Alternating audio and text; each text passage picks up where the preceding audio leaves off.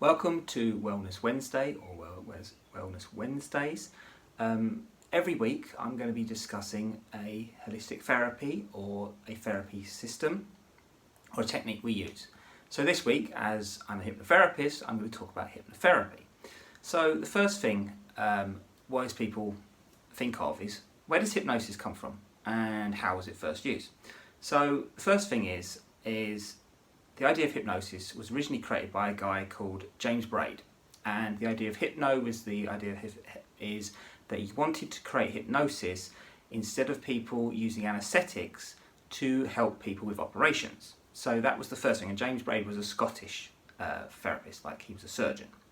Then in the 18th century there was the modern day hypnosis was made by a guy called Franz Mesmer, a German physician who became the father of modern day hypnotism. And hypnosis was known at the time as mesmerism, hence the idea when we think of mesmerize and these type of things. So that is the origins of hypnosis, and it has been used in the medical industry for nearly over 250 years. So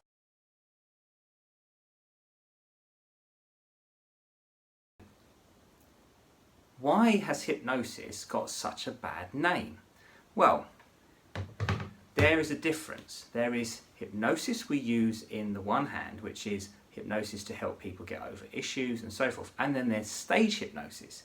And the factor is people have used stage hypnosis as a disadvantage. They've used it to manipulate people or do all sorts of things which are unjustly or conning or blackmailing using hypnosis. And so hypnosis has this very strange sort of relationship with, it's got a very good health record of people being helped, but it's also got this stage of the idea of people mimicking it and joking about it, and this has also been caused by many different issues which have been happening in the last probably 25 years, which was the influence of it used on TV, and that was obviously then made to be kind of done as a comedy act. So this has caused the problems with hypnosis.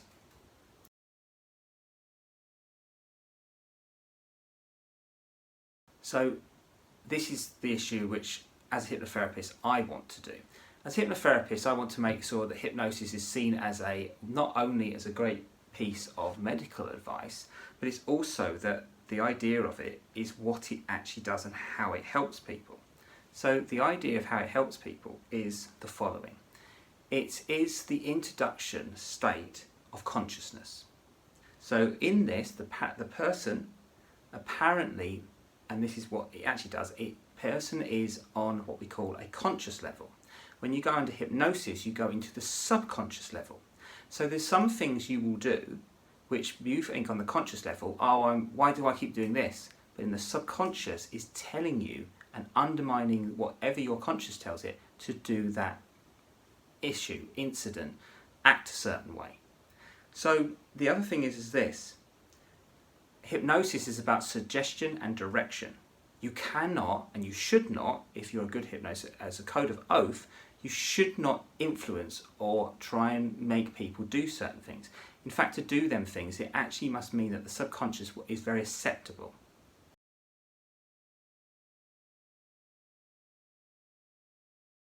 In most people with hypnosis, it's the idea of suppressed memories.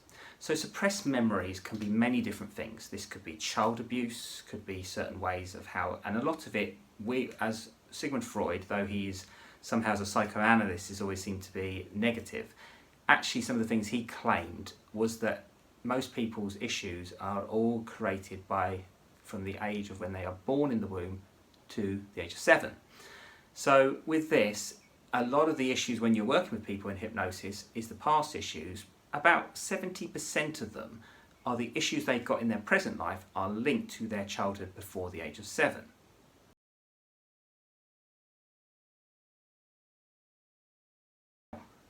That sounds very easy to say, but obviously that's not always the case. So there's this other side of the case, and the person who came up with that was a guy called Carl Jung. Now Carl Jung was actually a protege under Sigmund Freud. And he claimed that this stuff, which was affected adulthood, actually was up until the age of 16 and possibly 18. So he even extended it even further.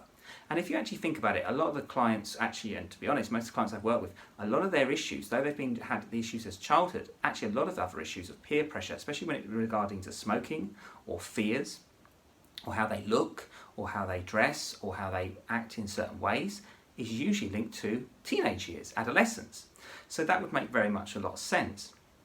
So actually in hypnosis, we can look at many different things of braid, and we can look at Erickson, but also the idea of psychotherapy, we can look at Freud, and we can look at Jung. And this is the German school of psychoanalytical thought. So actually a lot of hypnosis comes from the German Europeans.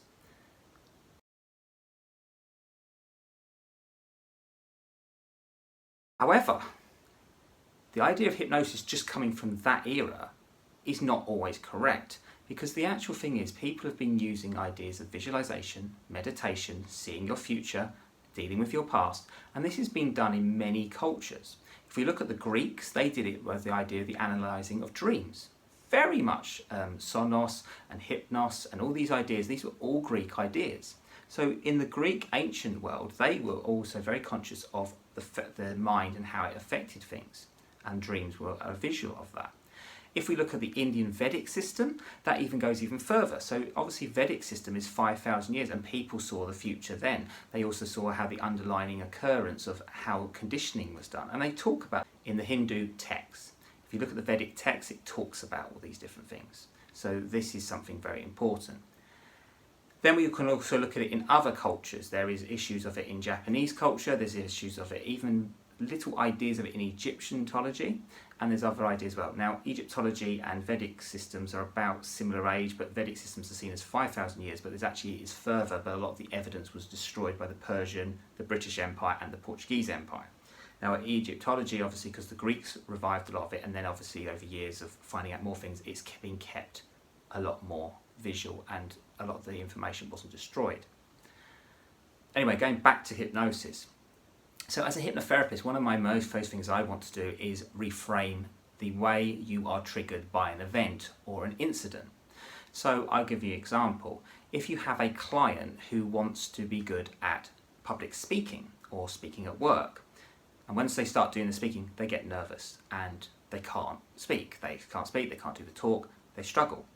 So what you would find out is you go back, find out the childhood, find out these things in the consultation, and then I would guarantee the first thing you would say is when you get the person into a hypnotic state, the first thing you say is, can you tell me the first time you had to do a speech in your life in front of people?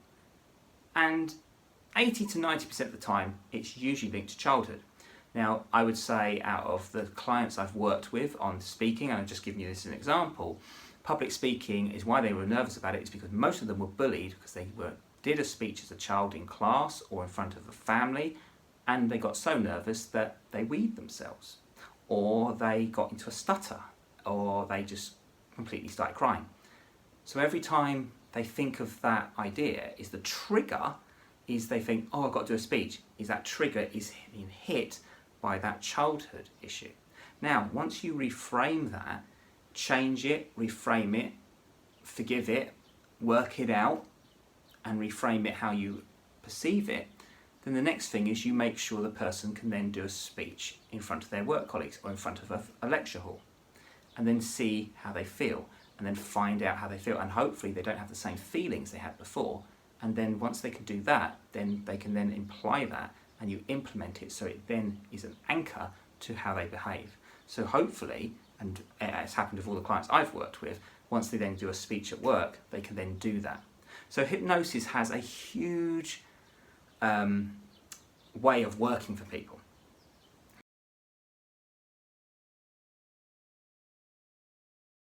To conclude, hypnotherapy is one of the most intrinsic and intuitive therapies, because you can literally go in and it's like changing the wiring of the brain. So it's like when you've got a computer program. When the computer is playing up, you go and clean it with a defrag or so forth. And it's the same with a human. It's how we connect and reprogram our mind. And the idea is if we do that correctly, then what people should do is have less triggers to their issues. Some people have more triggers to their issues. But the other thing is as well, as much as you do all the work, and as much as the hypnotherapist can do the work, you have to also do the work what a hypnotherapist sets you. And this is a big thing for me, as why I do this 3-part program, which is the ARC program, is it's 3 sessions, and you have to do a lot of work in between. You can't just expect the therapist to cure all your ills if you're not going to do the work. And I'm very strict on this. So, you know, if I find you're not doing it or you're not interested, I will just say, right, here's your money back, boom, I'm not doing work with you anymore. Because to me, you're not committing. And the idea is, if you really want change, you have got to commit to the change. A lot of people say they want to change, but they don't. And if we look at this in the idea of rehabs, a lot of drug addicts say they say, oh, I'll go to rehab because I'm going to change. 98% of them fail. It's because they don't really want to change, because you haven't changed the mindset. And this is the same with therapy. If you don't want to change the mindset, you will never change. The mindset is everything about this. And hypnosis is such a powerful tool, and it's why so many people are afraid of it. They would rather go and do a quick thing of going to do ayahuasca in a jungle, Cambo, take mushrooms, do these guided meditations, go to these circles and feel good about themselves, and then read Law of Attraction books and go to these lectures and go and watch Tony Robbins or whoever it is. But it's all okay, they do that, but they still don't do the work. So if you're not going to do the work, it doesn't matter what the fuck you do, it's not going to change. You have got to want to change, and you've got to be accountable, and you have got to take ownership of where you've made choices and how that's going to change. The choice is, if you want to change, you need to do that. If you do not, then no matter what anyone does for you, it will stay the same, and you will still replicate the mistakes. Anyway, tomorrow is Throwback Thursday. And this is where I'm going to be talking about a TV show or an album or a television program or a film, and how that has affected me as a therapist growing up. Tomorrow I'm going to be talking about Ally McBeal, which was a TV series in the late 90s, early 2000s, and how there was a lot of things in that show about law and psychotherapy and therapists, and also the behaviour dynamic of office staff and relationships and so forth. And I'm going to be discussing this in a bit of detail. Anyway, hope you can join me, and thank you for today. And any questions or any messages about my service of the ARC program, please look at videos. I've mentioned about the ARC program, how it works, but also please do message me and I can sort out a consultation with you. Thank you very much. Have a